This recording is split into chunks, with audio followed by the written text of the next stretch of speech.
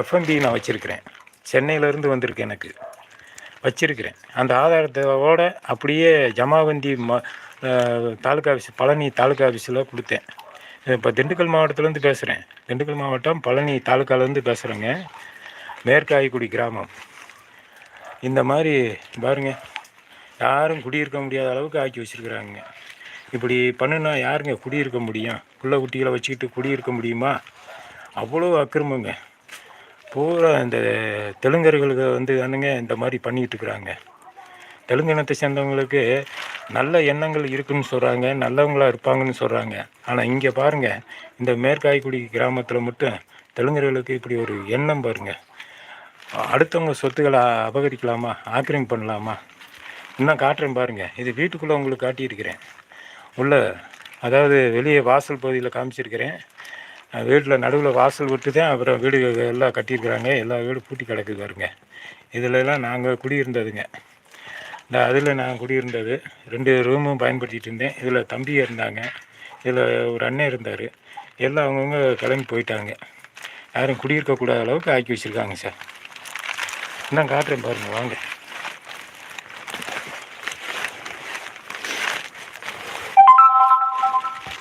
இது வெளிப்பகுதி பாருங்கள். வெளிப்பகுதி, வாசல் பகுதி இப்படி வந்திருக்கேன் பாருங்கள். இங்கே பாருங்கள், இந்த பேரூராட்சி, ஆய்க்குடி பேரூராட்சி சாக்கடை கட்டியிருக்கு பாருங்க. கிட்டத்தட்ட ஒரே தடவை கட்டினது ஒரு 10-40 வருஷத்துக்கு முன்னாடி கட்டின சாக்கடைங்க. அந்த சாக்கடை எதுவுமே சரி பண்ணாமல் ஒரு புதர் மாதிரி வச்சுருக்காங்க பாருங்க. சாக்கடை சுவரு பாருங்க, சுவரு பாருங்கள் எப்படி இருக்குங்க. இங்கே வாங்க, இங்கே ஒரு ஆக்கிரமிப்பு பண்ணி கட்டியிருக்காங்க வீடு. போலீஸுக்கும் தாசில்தாருக்கு எல்லாத்துக்கும் பணத்தை கொடுத்துட்டு பட்டா போட்டு கொடுத்துருக்காங்க எங்கள் இடத்துல. இங்கே பாருங்க, செவரு எப்படி விழுந்துருக்கு பாருங்க. இது போகிற இந்த மூலையில் போகிற ஓட்டை தள்ளி விட்டு செவரை விழுக வச்சு இந்த அக்கிரமம் பண்ணியிருக்கிறாங்க. இது அவ்வளோ சீக்கிரம் விழுகாதுங்க. ஒவ்வொரு சுவரும் ஒவ்வொரு முழம், பழைய சுவர் ஒரு முழம்ங்க. இந்த ஓடுகளை, தட்டு ஓடுகளை தள்ளி தள்ளி விட்டு விட்டு இந்த செவறுகளை விழுக வச்சுருக்காங்க. இந்த மழை நேரத்தில் தாங்க பண்ணுவாங்க. மழை நேரத்தில் தான் இந்த சதிகாரெல்லாம் பண்ணி இந்த மாதிரி இந்த சுவர்களை விழுக வச்சுருக்காங்க. இந்த கட்டியிருக்காங்க பாருங்க. இவனுக்கு பட்டா தாசில்தார் போட்டு கொடுத்துருக்காருங்க.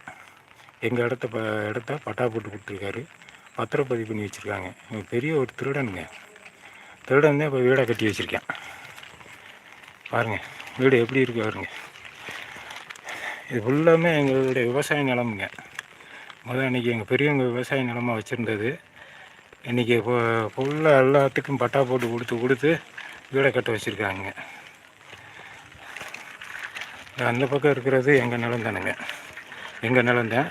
இதில் பாருங்கள் வீடை கட்டி வச்சுருக்குறாங்க. இது எங்கள் நிலத்துக்கு உள்ள ஆதாரங்கள் நான் வச்சுருக்கிறேன். 62 எஃப்என்பி அந்த வரைபடமே வச்சுருக்கேங்க. இது ஃபுல்லாமே விவசாய நிலங்கள். இன்றைக்கி வீட்டு மணி ஆக்கி எல்லாத்துக்கும் பட்டா போட்டு கொடுத்து எங்கள் பெரியவங்களை கொண்டுருக்குறானுங்க. எங்கள் அப்பா ரொம்ப மன உளைச்சல்லே இறந்துருக்காருங்க. அவரை தாக்கியிருக்கிறாங்க. நைட்டு நேரங்களில் கூட்டி போய் கையெழுத்து அப்படி போடு இப்படி போடுன்னு சொல்லி அடிச்சிருக்கிறாங்க. அது மன உளைச்சல்லே அவர் இறந்துட்டாருங்க. அன்றைக்கெல்லாம் நான் விவரம் கொஞ்சம் சரியாக தெரியாத வயசுங்க. விவரம் தெரிஞ்ச பிறகு தான் நான் ஒவ்வொன்றா ஆராய்ந்து பார்க்கும்போது நிறைய அதிர்ச்சிகள், மர்மங்கள் எல்லாம் வெளியே வந்திருக்குங்க. இதில் ஒவ்வொன்றா நான் போலீஸு, காவல்துறை, தாசில்தார், வருவாய்த்துறை, மாவட்ட கலெக்டர், முதலமைச்சர், கவர்னர் இப்படி எல்லாத்துக்கும் கொடுத்து ஒரு பதிலும் இல்லாமல் இருக்குதுங்க. எல்லாம் காசுகளை வாங்கி பட்டா போட்டு கொடுத்துருக்காங்க எங்கள் இடத்த.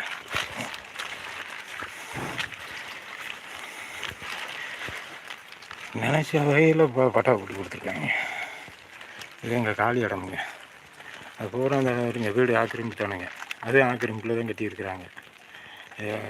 இது வரைக்கும் எங்கள் வீடு சாலையை கட்டி அப்படியே வீடை கட்டி வச்சுட்டு அப்படியே விவசாயமாக பண்ணிகிட்டு இருந்துருக்குறாங்க. இதில் தென்னை மரம்லாம் இருந்ததுங்க. ஒரு 6-7 தென்னை மரம் இருந்தது. தென்னை மரத்தெல்லாம் வெட்ட வச்சுட்டாங்க. தென்னை மரத்தை வெட்டி எல்லாம் நாசப்படுத்தி வச்சுருக்கிறானுங்க.